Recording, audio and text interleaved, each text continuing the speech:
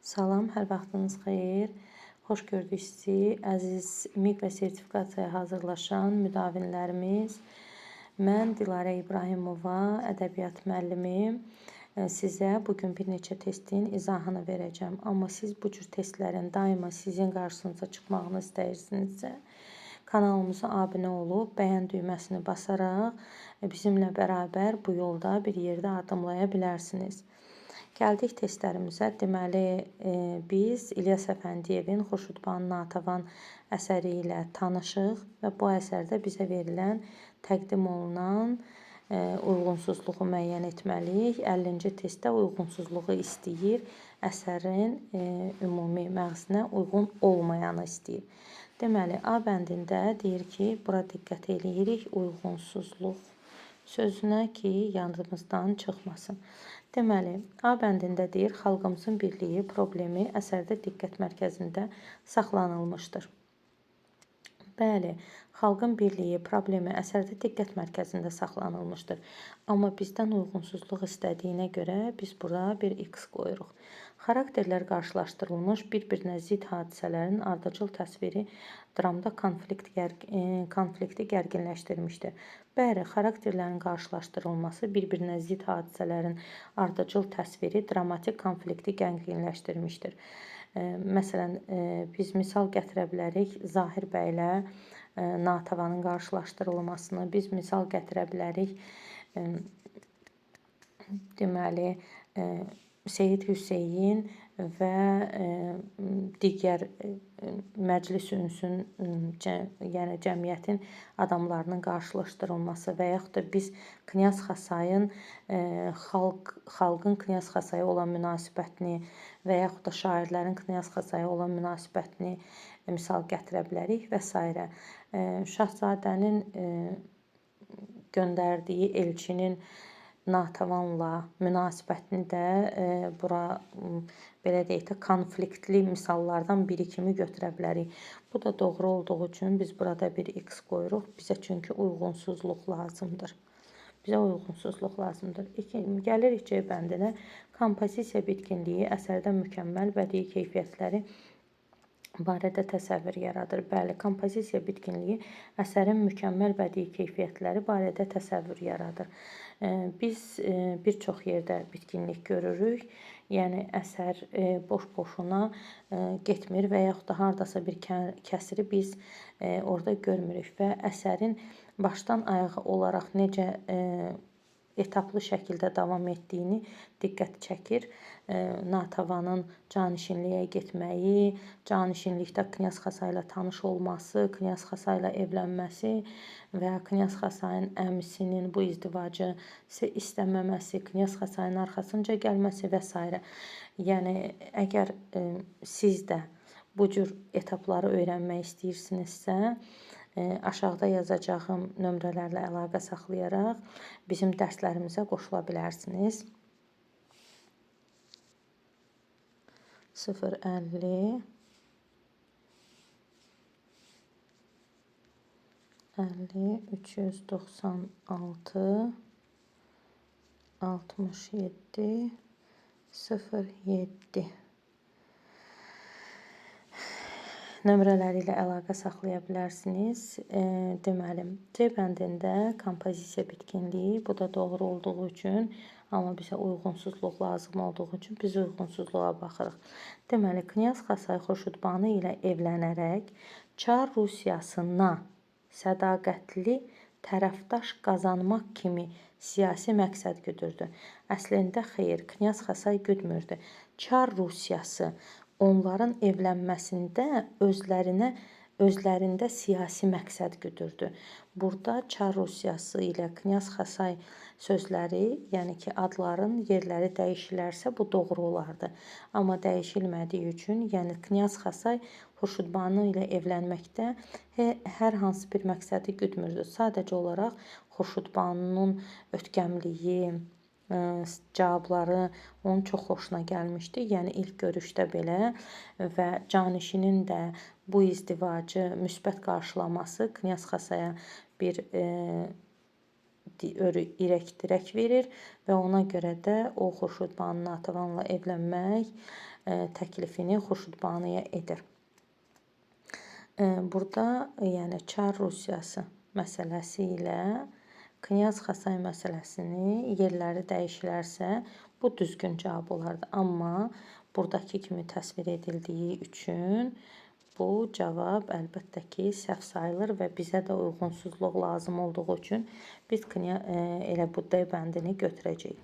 Y-də nə deyir? Yazıcı obrazları öz səviyyələrinə uyğun dillə danışdırır.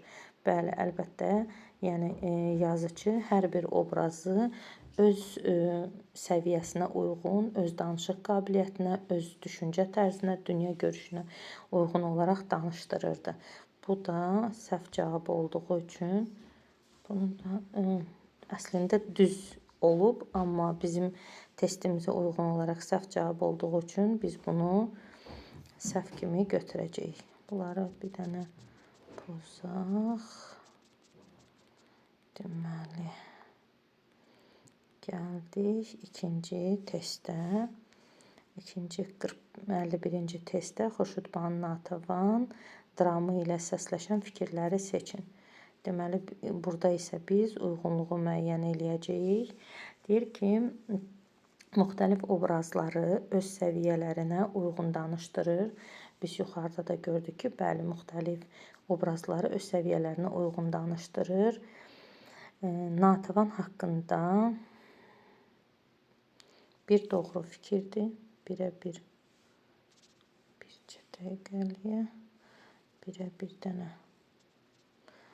quş qoyaq. Deməli, ikinci Natavan haqqında canişindən çəkinmədən Natavan haqqını canişindən çəkinmədən tələb edir. Bəli, Natavan orada hətta canişin ona deyir ki, sən tək qızsan.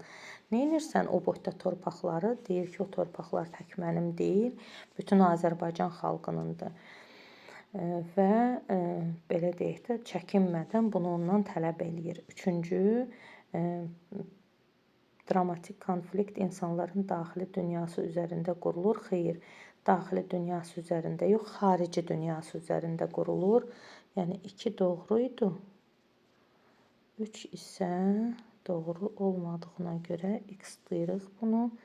4-ə baxırıq. Deməli, Lermontovun Azərbaycan dili ilə bağlı söylədiyi fikir səsləndirilir. Bəli, orada Lermontovun Azərbaycan dili ilə bağlı fikir səsləndirilir. Bu da doğrudur.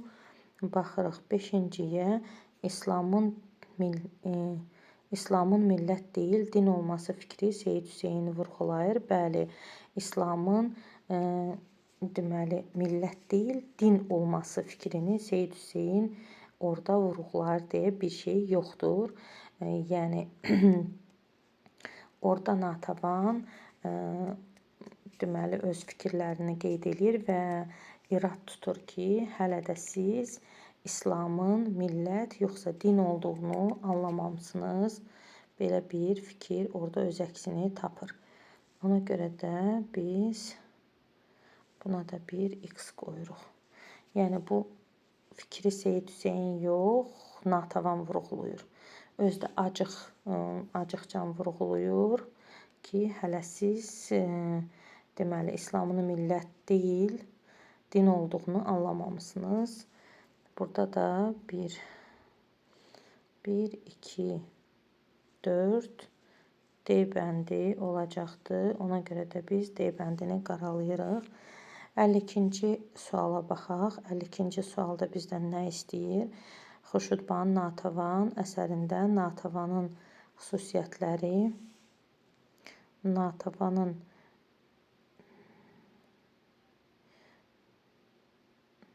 əsərində Natavanla münasibətdə konfliktin əks tərəfini təmsil edən obrazların bağlı uyğun fikirləri müəyyən edin.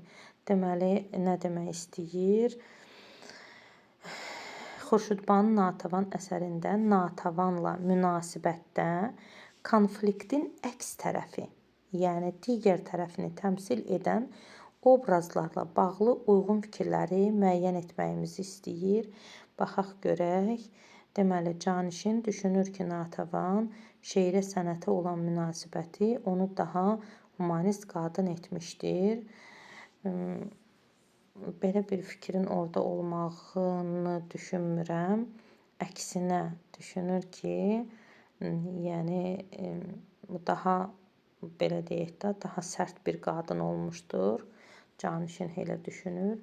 Humanist, yəni ona təklif eləyir humanistliyi, amma Natəvan öz torpaqlarını istəyir. Ona görə də belə bir, bu səhv fikir kimidir. Bunu götürməyəcəyik. Gəldik ikinciyə. Knyaz Xasay, Natəvanla ailə münasibətlərinin sonu uğursuzluqla yekunlaşır. Deməli,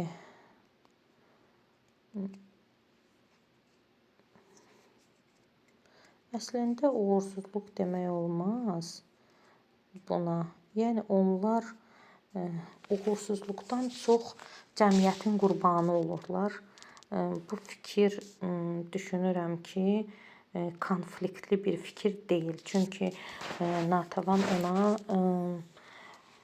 Natəvan ayrıldıqdan sonra bir dəfə də onunla görüşür və ona artıq başqa bir adamla ailə həyatı qurmalı olduğunu qeyd eləyir və hətta Knyaz Xasayın əmisi gəldiyi zaman, yəni qoca knyaz gəldiyi zaman Natəvan Knyaz Xasayı saxlamaq fikrində olmur və Knyaz Xasaya yəni öz torpağı, vətəni üçün, öz ölkəsi, öz xalqı üçün mübarizə aparmağa təklif edir və çox mehribanlıqla ayrılmaqlarını üstün tutduğu üçün hətta övladları olan bir boyunbağını ona öz boynundan çıxardaraq onun boynuna asır. Deməli, bu da bizə uyğun fikir deyil. İran şahzadəsi Natəvanla görüşündə aydın olur ki, bura gəlməmişdən öncə də Natəvandan xəbərdardır. Baxın, İran şahzadəsi ilə Natəvanın arasında bir konflikt var. Konflikt nədir? Konflikt İran şahzadəsinin, yəni onun düşüncəsində, Natəvanın düşüncəsində fərqli düşüncələrə malik olmalarıdır. Yəni Natəvan üçün torpaq, vətən, xalq, birlik, Azərbaycanın böyük Azərbaycan olaraq birləşməsi əsas idi. İran şahzadəsi isə Natəvana yalnız qadın, yəni bir əşya kimi baxırdı. Çünki o 26 xanımla ailə qurmuşdu və o 26 xanımın 26-sını da götürüb Arazın bu tayına keçmişdi. Hətta ayıb etmədən Natəvanı, yəni Natəvana evlənmə təklifini öz deməli vəziri və yaxud da dilmancı onunla xəbər yollamışdı və Natəvandan mənfi cavab almışdı. Bu düzdür. Çünki Natəvanla bəli İran şahzadəsi arasında bir konflikt var idi. Mirzə Ruhullah əksinə, Mirzə Ruhullah Natəvanla heç bir konflikti yox idi. Əksinə Mirzə Ruhullah Natəvanın yönləndirən və belə deyək də yol göstərən bir müəllim idi. Burada isə bizə deyir ki, Seyid Hüseynlə ailə qurmağı təklif etməsə də Natəvanın subay qalmasın deyə məsləhət verir. Bəli, Mirzə Ruhullah sırf ad çəkmədən Natəvana bu cür, yəni şahzadənin ona evlənmə təklifini acıqla qarşılayan Natəvanı sakitləşdirən Mirzə Ruhullah ona deyir ki, yəni bu cür şeyləri sən anlamalısan ki, hələ çox görəcəksən.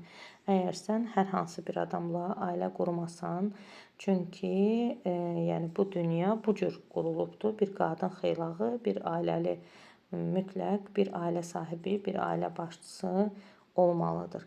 Burada yəni Mirzə Ruhullahla nə Seyid Hüseynlə, nə Natəvanla heç bir konfliktdə olmamışdılar. Ona görə də biz buna da bir X qoyuruq və Hidayət xan arx çəkməklə bağlı məsələdə Natəvanla razılaşmır. Bəli, hətta onu hədələyir belə. Hədələmədən də o tərəfə keçərək Natavanın deməli əziyyətlərini puça çıxardır.